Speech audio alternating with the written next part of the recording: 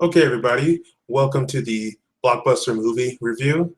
This is the show for Independence Day Resurgence. As always, I'm here, Harry, the mind of Q.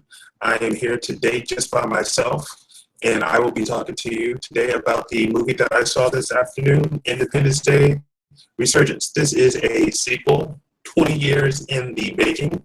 1996, we had Independence Day, and 20 years later, we have the movie Independence Day Resurgence, which is essentially a sequel that has come out to the blockbuster hit in 1996. Now, with this movie here, the whole premise is that we had 20 years to prepare, so did they, and that the aliens are coming back to attack here on planet Earth. Now, the movie, of course, has all the parts of what it had in the last movie.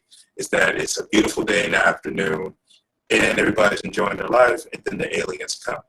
But this time around, it feels as though this movie is the setup that's going to be for other future Independence Day movies. Because they explain why Will Smith isn't in the movie, and it seems as though they explain why Vivica Fox won't be any of the other further movies. And I'll get into that in the spoiler episode. This movie to me felt as though that they were seriously just setting the scene for maybe 2 or 3 more Independence movies. It really didn't have the feel of a sequel type movie that they had 20 years to prepare, because they really didn't have 20 years. Well, they had 20 years to prepare because of the time lapse in between movies, but it's another alien ship that's far off in the galaxy that all of a sudden comes across the galaxy to do what the other ship couldn't do. And it took that ship 20 years to get across the galaxy because a distress signal was sent out and it just received the signal. So they really didn't build any preparations, the aliens that is. They really didn't build any preparations. They already took what they had and just flew across the galaxy to fight us. Like, they didn't bring anything new. The aliens, that is, the aliens didn't bring anything new out into the universe of Independence Day. Now, the humans, on the other hand, they did have some new technology out there. Like, they had the moon base, they had the Saturn base, they had the satellites all across planet Earth, so they could actually shoot down anything that's coming into the atmosphere, Earth's atmosphere, that is. So the humans actually did a lot of advancing in their technology, and you can see it in how the helicopters were flying around and how the airplanes were actually flying around. They incorporated alien technology into those items. Now, here comes into the spoiler part. As I mentioned earlier about how this movie seemed that it was the setup for all other future Independence movies, is that they give a quick blurb as to why Will Smith's character isn't in the movie anymore, and they say that he was the test pilot for a plane, the planes that they're flying now, going into the space, and the fusion drive blew up, and that's how he died. So essentially, Will Smith won't be in any more of the Independence Day movies. So they killed off his character. Now comes to Vivica A. Fox, who is Jasmine Hiller, who is the mother of the protagonist in the movie, Dylan Hiller, who, by the way, didn't have that big of a role, but I'll get to that in a little bit. How she basically, I don't know, I'm speculating, how she didn't want to be in any more of these Independence Day movies. So they killed her character off by having her fall into a crumbling building when they were evacuating people from the hospital.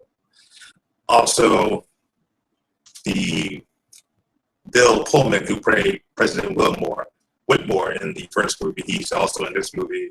He had a bigger role in this movie, but I got the feeling that he didn't want to be in any more of these Independence Day movies also because they killed his character off. So they rejuvenated those characters that they killed off, as they have, of course, Dylan Hiller, who was Will Smith's character's son, little boy in the 96 version. He's all grown up. He's the captain now. So they rejuvenated. Instead of having Will Smith, they have, I think his name is like Jesse Usher. They have him now. And then they have, of course, Liam Hemsworth as the guy they just plugged in there to be part of there. And they had a female as well. I can't remember her name. It's Whitmore, because she was the president's daughter. I think Patricia Whitmore was her name. She was president's daughter, so they rejuvenated the cast that way. They kept Jeff Goldblum around, because I think you have to at least have something from the original movie still in there. So they kept Jeff Goldblum around, and they also kept the guy who played Jeff Goldblum's father in the movie. They kept him around, so they'll be in the future movies as well. And how you can tell they set it up for future movies is because before the main mothership really came to attack planet Earth, another random ship just shows up out of nowhere, and they scan it. They have no life forms. They still attack it. They blow it up, and then they realize that, oh, this is the one thing that can actually stop the aliens. But unfortunately, as humans, we just shot it out the sky because we didn't know. So they recover that alien ship that they shot down. They bring it back to Earth. They realize that, oh, this alien ship actually has a whole bunch of technology that's even far more advanced than these aliens who are invading us. And they actually have a sovereign planet that they want to take us to, but we can't get there now because we blew up their ship.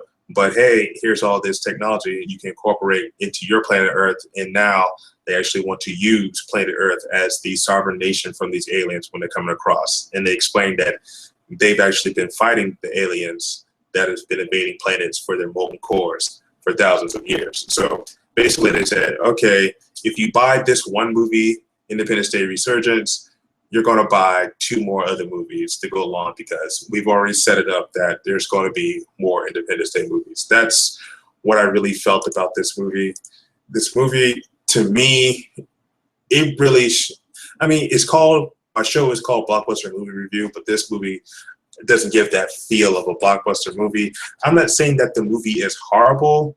The visuals, yeah, they could have been better. The acting is an action movie, so yeah, the acting could have been better.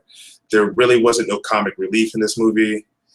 You just sit down in this movie and you get this whole thing like, just bring on the other sequels that you're going to have now. And that's all you really want. Like Independence Day, great, great, great movie. This movie falls tremendously short of being a great movie, just like Independence Day. So we have to just wait for the other sequels that are coming out so we can just get prepared. And hopefully they'll be better than this movie. So I'm just going to go ahead and just roll right into my ranking. So this movie here, you can actually skip this one in the movie theater, save yourself a few bucks, red box it, or stream it on whatever streaming service that you use. I mean, yeah, it's in IMAX 3D. Do you really want to spend the money to see it in IMAX 3D? Not really. Not really. I mean, the visuals in the movie aren't spectacular, going to make you say, ooh, wow, this movie here does this. That's quite amazing. You're not going to get that in this movie at all. I would rank this movie a C- because it wasn't complete and total trash, but it definitely wasn't the best thing that I've seen this year. It did have its moments where you felt camaraderie in it, but it didn't bring the same sense of our planet's about to be destroyed unless we do this one thing in it like the first Independence Day movie did. So I really don't,